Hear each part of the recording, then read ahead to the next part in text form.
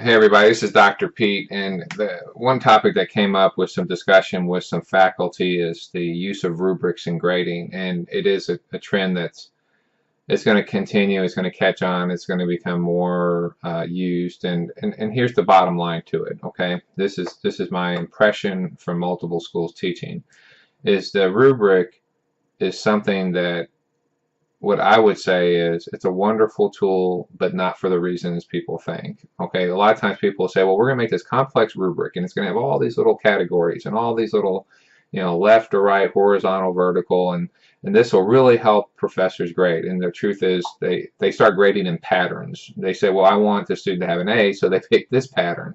They say, well, I want it to have a C, so I go this way or I go this way. But there's patterns. It becomes pattern grading. Okay.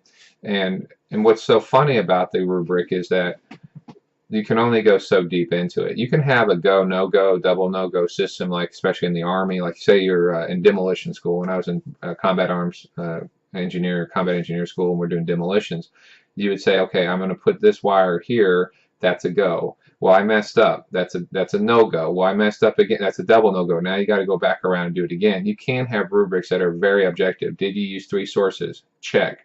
If you didn't, then what? The second one says you used 2. Check. 1, 0, 0 sources. You can have objective ones like that, but then that doesn't mean you're getting the quality. It just means that you literally have been objective in that standard.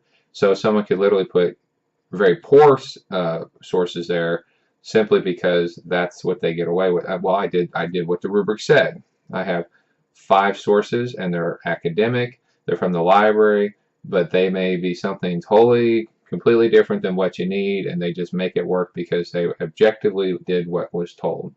So that's the failing. Okay, so even if you have objective ones, but the problem is you're going to get more into subjective ones. Did they complete the idea? Did they demonstrate mastery of the topic? They have all these key words. Everyone loves using words, and so they'll use all these key words through the rubrics. So what I would say is, while these people think that this gives constructive feedback to students, it's okay. There's nothing really wrong with it, but most students will look at it and go, well, what's going on with that? So that's when we are given we have to do the qualitative, like we do the videos, we do the written feedback. That's really the meat and potatoes of it. The rubric itself, really the biggest thing about it is you're taking very subjective feedback, meaning this is what the professor thinks, and you're putting into this objective looking device, and it kicks out a number, and this is your grade. Okay, so it's what we call interest subjectivity. It's not really objective, but it's not really subjective. It's kind of like a blend of the two. So the best way to describe it is the academic term interest subjectivity. We see that with different types of research models and theories and paradigms and stuff like that. So it's wonderful to see and do. But one of the biggest aids is it cuts down on student complaints because it's objective looking number that you have all these subjective qualities, and you're trying to make them objective so the student understands there's some process in place. I'm not suggesting it's a lie or that it's not true. What it is it's not as objective as people like to believe. And here's the other issue. If I have 10 classes of the same rubric, I can have people grade differently on each one.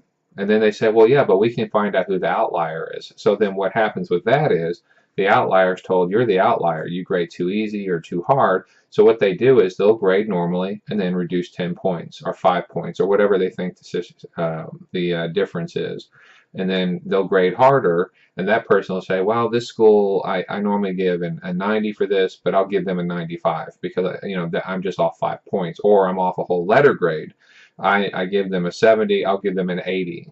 So they just basically tweak it with the little text box. So this is what happens with all these things, and we have to put these things in perspective, is that the real feedback at the end of the day is for the professor to do the video or to use the written feedback. And the problem with written feedback is you start getting into cut and paste. We all know that. We all understand that.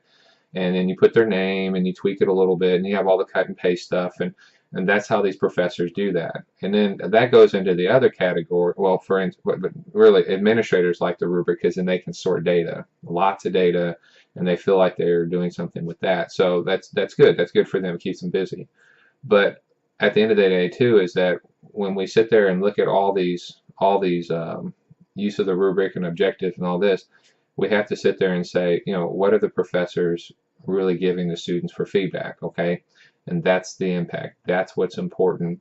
And that level of feedback is really what drives the improvement process of a student's writing, the three skills: writing, research, and analysis. So not to get too much deeper into that, but that's the basic deal with rubrics. And whether people want to admit it or not, it's one thing, but that's where they're at, okay? And that's how it works. And at the end of the day, they're good in the sense of if you want to data mine, if you want to, you know, give some objective looking type feedback, that's fine. But the real feedback is the written and the videos and things like that. The time on the phone, you know, the time in videos, the time in conferences with the student. That's the real impact. That's the time consuming process. So I appreciate it, and hopefully that addressed that issue. Thank you.